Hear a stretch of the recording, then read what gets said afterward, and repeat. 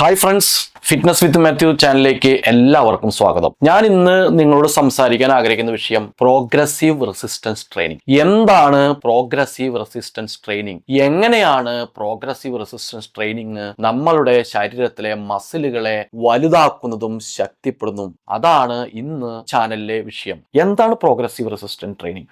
Progressive resistance training എന്ന് പറഞ്ഞാൽ വളരെ സിമ്പിളാണ്. നമ്മളൊരു എക്സർസൈസ് ചെയ്യുന്നു, ആ എക്സർസൈസിനെ പതുക്കെ അതിൻ്റെ ലോഡ് കൂട്ടി കൊണ്ടുപോകുന്നു. പ്രോഗ്രസീവായിട്ട് ഓവർലോഡ് കൂട്ടി കൊണ്ടുപോകുന്നു. ഇത്രയേ ഉള്ളൂ. അതായത് ഉദാഹരണത്തിന് ഞാനിപ്പോൾ ഒരു 10 കിലോ എടുത്ത് എൻ്റെ കൈക്ക് ഞാനൊരു എക്സർസൈസ് ചെയ്യുകയാണ്. 10 കിലോ എടുത്ത് ഞാൻ എക്സർസൈസ് ചെയ്തു.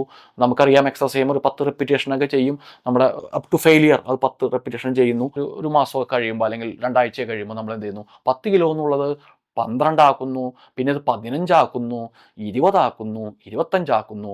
അങ്ങനെ നമ്മുടെ മസിലിന് നമ്മൾ കൊടുക്കുന്ന ലോഡ് ഇതിനെ പ്രോഗ്രസീവായിട്ട് ഓവർലോഡ് ഇങ്ങനെ കൂട്ടിക്കൊണ്ടിരുന്ന ഈ പ്രക്രിയയെ പറയുന്ന പേരാണ്, ഈ ട്രെയിനിങ് മെത്തേഡിനെ പറയുന്ന പേരാണ് പ്രോഗ്രസീവ് റെസിസ്റ്റൻസ് ട്രെയിനിങ്. ഇത് നമ്മൾ ഏത് എക്സർസൈസിനും അത് പ്രോഗ്രസീവ് റെസിസ്റ്റൻസ് ട്രെയിനിങ് എന്ന് പറയാം. ഇപ്പോൾ നമ്മൾ നടക്കാൻ പോകുന്നു, വാക്കിംഗ്. ആദ്യമായി നടക്കാൻ പോകുന്ന വ്യക്തി ആദ്യം നടക്കാൻ 1 കിലോമീറ്റർ നടന്നു, പിറ്റേ ദിവസം അത് 2 കിലോമീറ്റർ ആക്കുന്നു, കുറച്ച് ദിവസം കഴിയുമ്പോൾ അത് 3 കിലോമീറ്റർ ആക്കുന്നു, 4 കിലോമീറ്റർ പ്രോഗ്രസീവായിട്ട് അതിൻ്റെ ലോഡ് കൂട്ടി കൊണ്ടുപോകുന്നു.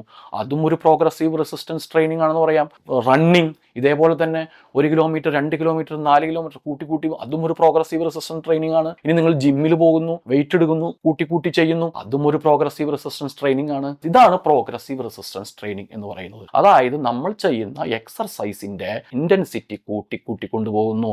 ഇതാണ് പ്രോഗ്രസീവ് റെസിസ്റ്റൻസ് ട്രെയിനിങ്. അപ്പോൾ പ്രോഗ്രസീവ് റെസിസ്റ്റൻസ് ട്രെയിനിങ് ചെയ്യുമ്പോൾ എങ്ങനെയാണ് നമ്മുടെ മസിൽ വലുതാവുന്നത്, എങ്ങനെയാണ് നമ്മുടെ മസിലിന് ബലം വെക്കുന്നത്, സ്റ്റാമിന കിട്ടുന്നത്, അതിന്റെ പിന്നെ സയൻസ് ആണ് ഞാൻ ഇനി എക്സ്പ്ലെയിൻ ചെയ്യാൻ പോകുന്നത്. നമുക്ക് നമ്മുടെ മസിലിന്റെ ഘടന എന്ന് പറയാം. നമ്മുടെ മസിൽ നിർമ്മിക്കപ്പെട്ടിരിക്കുന്നത് മയോ ഫൈബേഴ്സ് എന്ന് പറയുന്ന, അതായത് മസിലിന്റെ സെല്ലുകൾ പറയുന്നത് മസിൽ കോശങ്ങൾ പറയുന്നത് മയോ ഫൈബേഴ്സ് എന്നാണ്.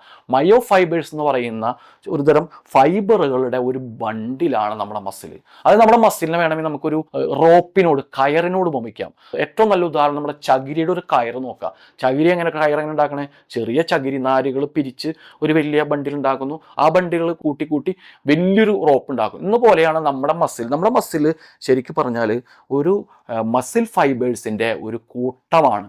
അപ്പോൾ നമ്മൾ ഒരു എക്സർസൈസ് ചെയ്യാണ്. നമ്മളൊരു എക്സർസൈസ് ചെയ്യുമ്പോൾ നമ്മുടെ മസിലിന് ആ എക്സർസൈസ് ടെൻഷൻ കൊടുക്കുകയാണ്, സ്ട്രെസ്സ് കൊടുക്കുകയാണ്. അപ്പോൾ എന്താ സംഭവിക്കുക? നമ്മുടെ ശരീരത്തിന് താങ്ങാൻ പറ്റാത്തൊരു ലോഡ് കൊടുക്കുമ്പോൾ, പ്രഷർ കൊടുക്കുമ്പോൾ എന്താ സംഭവിക്കുന്നത്? നമ്മുടെ ഇതിൻ്റെ മസിലിൻ്റെ ഉള്ളിലെ ഈ മയോ ഫൈബേഴ്സ് പൊട്ടും. ഞാൻ പറഞ്ഞു, മസിൽ നിർമ്മിക്കപ്പെട്ടിരുന്ന മയോ ഫൈബേഴ്സിൻ്റെ ബണ്ടിലായിട്ടാണ്. ഈ മയോ ഫൈബേഴ്സിന് മൈക്രോ ടിയേഴ്സ് എന്ന് പറയാം. അതായത് ചെറിയ കീറലുകൾ സംഭവിക്കും, പൊട്ടലുകൾ സംഭവിക്കും. അപ്പോൾ ശരീരം എന്ത് ചെയ്യും? ശരീരം ഈ പൊട്ടലുകളെയും കീറലുകളെയും റിപ്പയർ ചെയ്യും. അത് നമുക്കറിയാം, നമ്മുടെ ശരീരത്തിൽ എന്തെങ്കിലും ഒരു മുറിവുണ്ടായാൽ ശരീരം അതിനെ റിപ്പയർ ചെയ്യും. അതിനുള്ള പ്രതിരോധ സംവിധാനം നമ്മുടെ ശരീരത്തിലുണ്ട്. അതുതന്നെയാണ് നമ്മുടെ മസിലിലും സംഭവിക്കുന്നത്. നമ്മുടെ മസിലിലുണ്ടാവുന്ന മൈക്രോ ടിയേഴ്സിനെ, ഫൈബറിലുണ്ടാവുന്ന മൈക്രോ ടിയേഴ്സിനെ, കീറലുകളെ നമ്മുടെ ശരീരം റിപ്പയർ ചെയ്യും. ഈ പൊട്ടിപ്പോയ കീറിയ നാരുകളെ, ഫൈബറുകളെ ശരീരം ഫ്യൂസ് ചെയ്ത് കൂട്ടിച്ചേർക്കും. അപ്പോൾ എന്താ സംഭവിക്കുക? നമുക്കറിയാം, 2 ചരടുകൾ തമ്മിൽ കൂട്ടിക്കെട്ടും ആ ഭാഗം വലുതായി. അപ്പോൾ അവിടുത്തെ മസിൽ ഫൈബർ വലുതായി, അല്പം വലിപ്പം വെച്ചു. അങ്ങനെ ഇപ്പോൾ നമ്മൾ ഒരു ദിവസം എക്സർസൈസ് ചെയ്തപ്പോൾ ഇവിടുത്തെ കുറേ മസിൽ ഫൈബർ എല്ലാം പൊട്ടണമെന്നില്ല, കുറച്ച് പൊട്ടി, റിപ്പയർ ചെയ്തു. അടുത്ത ദിവസം ഒരു 2-3 ദിവസം വീണ്ടും എക്സർസൈസ് ചെയ്തു, കുറേ ഫൈബറുകൾ പൊട്ടി, അതും റിപ്പയർ ചെയ്തു. അങ്ങനെ ചുരുങ്ങിയ സമയം കൊണ്ട് നമ്മുടെ ശരീരത്തിൽ ഈ മസിലുകളുടെ ഒരുവിധം എല്ലാ ഫൈബറുകളും പൊട്ടുകയും റിപ്പയർ ചെയ്യുകയും വലുതാവുകയും ചെയ്തു. അങ്ങനെയാണ് നമ്മുടെ മസിൽ വലുതാകുന്നത്.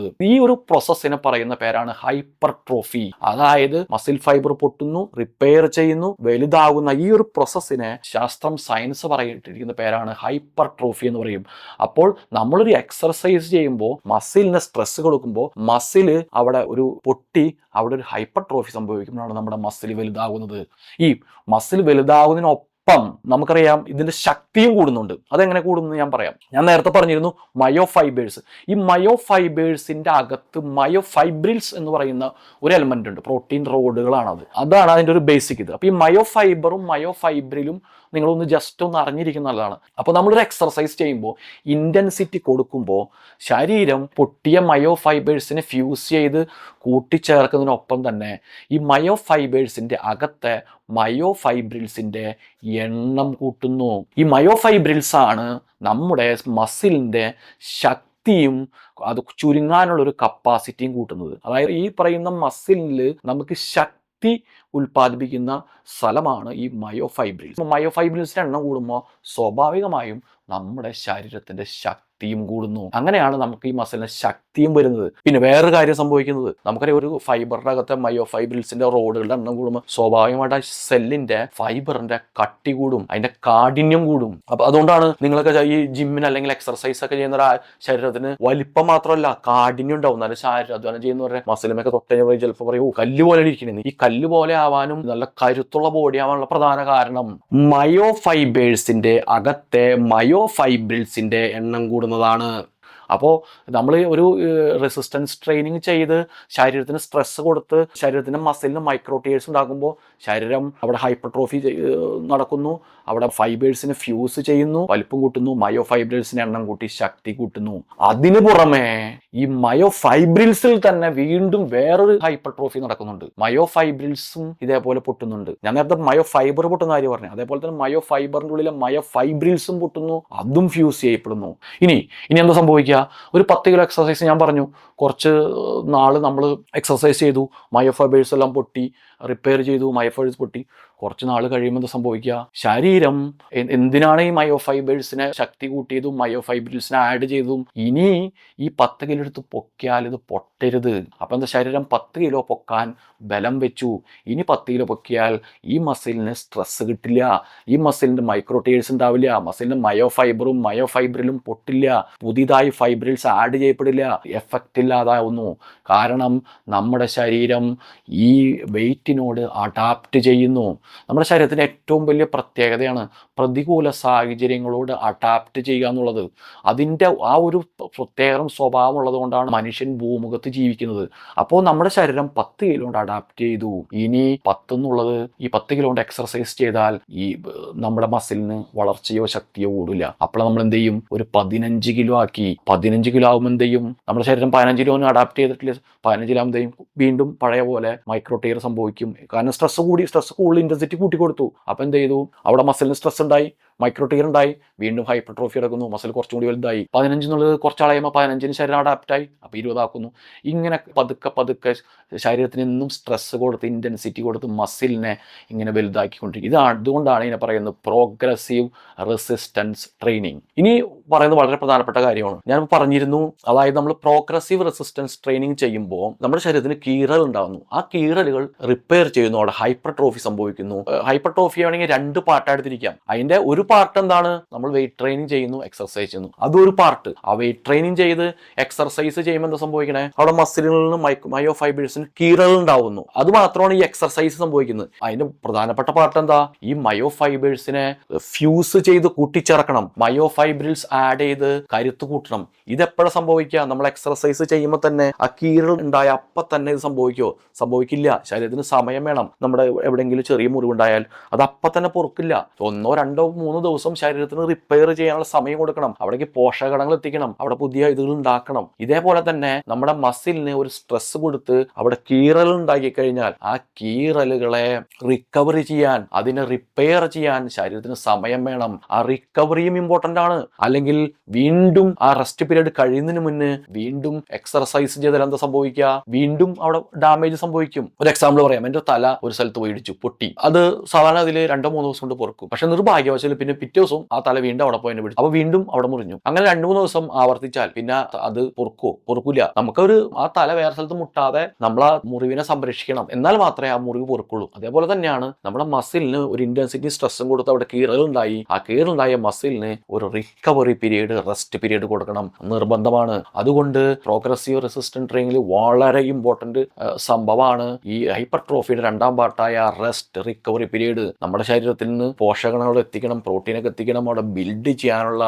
സമയം ശരീരത്തിന് കൊടുക്കണം. പലരും അവഗണിക്കുന്ന ഒരു പാർട്ടാണ്. ഇപ്പൊ ചില ജിമ്മിലും അവിടെയൊക്കെ വരുന്ന ചില ആളുകൾ ചെയ്യുന്ന കണ്ട് ചിലപ്പോൾ അവർക്ക് അവരുടെ ആഗ്രഹം ഏതൊരു ഭാഗം, ചിലപ്പോൾ കൈ, മിക്ക ആളുകളൊക്കെ ഏറ്റവും കൂടുതൽ ഇമ്പോർട്ടൻസ് കൈക്കാണ്. കാരണം വിസിബിൾ പാർട്ട് മസിൽ അതാണല്ലോ. അപ്പോൾ പുള്ളിക്കാരൻ്റെ വിചാരം കൂടുതൽ അടിക്കും തോറും കൂടുതൽ മസിൽ വരുമെന്നുള്ള ധാരണയിൽ എല്ലാ ദിവസവും എടുത്ത് ഈ കൈക്ക് എക്സസൈസ് ചെയ്യും. ആക്ച്വലി എന്താ സംഭവിക്കണേ, ആ മസിലിനെ നമ്മൾ നശിപ്പിക്കുകയാണ് ചെയ്യണത്. കാരണം അതിൻ്റെ ഫൈബറുകളെല്ലാം പൊട്ടിക്കുന്നു, മസിലിന് വളർച്ച ഉണ്ടാവില്ല. പിന്നെ ചിലപ്പോൾ എന്തെങ്കിലുമൊക്കെ ഒരു ഭാഗ്യത്തിന് എന്തെങ്കിലുമൊക്കെ ചെറിയ വളർച്ച ഉണ്ടാവുമായിരിക്കും. പക്ഷേ ഒരിക്കലും അങ്ങനെയുള്ള കാര്യങ്ങൾ ഒരിക്കലും ചെയ്യരുത്. ആസ് പെർ സയൻസ് ഒരു മിനിമം ഒരു 72 hours, ഒരു 3 ദിവസമൊക്കെയാണ് നമ്മൾ ഒരു മസിലിന് റെസ്റ്റ് പീരീഡ് അല്ലെങ്കിൽ റിക്കവറി പീരീഡ് പറയുന്നത്. ഇപ്പൊ ഞാൻ പ്രോഗ്രസീവ് റെസിസ്റ്റൻസ് ട്രെയിനിങ് ഉപയോഗിച്ച് മസിലിന്റെ വലിപ്പവും ശക്തിയും കൂട്ടുന്നു പറഞ്ഞു. സ്വാഭാവികമായിട്ടും എൻ്റെ ഒരു ഉത്തരവാദിത്തം കടമയാണ് ഏതാണ് ബെസ്റ്റ് പ്രോഗ്രസീവ് റെസിസ്റ്റൻസ് ട്രെയിനിങ് എന്നുള്ളത്. നമുക്കറിയാം ഒരുപാട് പേര് ഫിറ്റ്നസ് അല്ലെങ്കിൽ ആരോഗ്യപരമായ ലക്ഷ്യങ്ങൾ മുൻനിർത്തിക്കൊണ്ട് പല ഫിറ്റ്നസ് ആക്ടിവിറ്റികൾ ചെയ്യാറുണ്ട്. ചിലർ റണ്ണിങ്, ചിലർ വാക്കിങ്, ചിലർ സ്വിമ്മിങ്, പിന്നെ ചിലർ ഗെയിംസിൽ ഏർപ്പെടുന്നവരുണ്ട് ഫിറ്റ്നസ് എന്ന് ഉദ്ദേശമാക്കിയിട്ട്. ഷട്ടിൽ, ബാഡ്മിന്റൺ, ഫുട്ബോള്, ക്രിക്കറ്റ്, അങ്ങനെയുള്ള കാര്യങ്ങൾ ചെയ്യുന്ന ഒരുപാട് പേരുണ്ട്. ചിലർ യോഗ ചെയ്യുന്നു, ചിലർ ജിമ്മിന് പോകുന്നു. അപ്പൊ ഏതാണ് ബെസ്റ്റ് പ്രോഗ്രസീവ് റെസിസ്റ്റൻസ് ട്രെയിനിങ്, അതിനെക്കുറിച്ച് ഞാൻ നിങ്ങളുടെ അടുത്ത വീഡിയോയിൽ പറയാം. കാരണം ഒരു ലെങ്തി വീഡിയോ ആരുകൾക്കും അത്ര ഇഷ്ടമല്ല. അപ്പൊ ഇന്ന് നമുക്ക് ഈ സബ്ജക്റ്റിൽ നിർത്താം. ഇന്നത്തെ വീഡിയോയിൽ ഞാൻ പറഞ്ഞ പ്രോഗ്രസീവ് റെസിസ്റ്റൻസ് ട്രെയിനിങ് ഉപയോഗിച്ചിട്ട് എങ്ങനെ മസിലിന്റെ വലിപ്പവും ശക്തിയും കൂട്ടാവുന്നതാണ്. പക്ഷെ പ്രോഗ്രസീവ് റെസിസ്റ്റൻസ് ട്രെയിനിങ്ങിന്റെ ഒരുപാട് ഗുണങ്ങളുണ്ട്. അതിൽ ഒരു ഗുണം മാത്രമാണ് ഈ മസിലിന്റെ വലിപ്പവും ശക്തിയും കൂട്ടുന്നത്. ഈ പ്രോഗ്രസീവ് റെസിസ്റ്റൻസ് ട്രെയിനിങ് എന്ന് പറഞ്ഞാൽ ഒരു സർവ്വരോഗ സംഹാരിയാണെന്ന് പറയാം. അതായത് നമ്മുടെ ഏറ്റവും പ്രധാനപ്പെട്ട ഗുണം ഈ മസിൽ മാസ് വർദ്ധിപ്പിക്കുക എന്നുള്ളതാണ്. പ്രായമാവുമ്പോൾ ഉള്ള മസിൽ മാസിന്റെ ശോഷണമാണ് നമ്മൾക്ക് വരുന്ന ഒരുവിധം എല്ലാ ലൈഫ് സ്റ്റൈൽ അസുഖങ്ങളുടെയും കാരണം. അപ്പോൾ ഇനി വരുന്ന വീഡിയോയിൽ നമ്മുടെ പ്രോഗ്രസീവ് റെസിസ്റ്റൻസ് ട്രെയിനിങ്ങിൽ തന്നെ മറ്റുള്ള ഗുണങ്ങളെക്കുറിച്ച് ഞാൻ എക്സ്പ്ലെയിൻ ചെയ്യുന്നതായിരിക്കും. അപ്പോൾ എല്ലാവർക്കും ഗുഡ് ബൈ.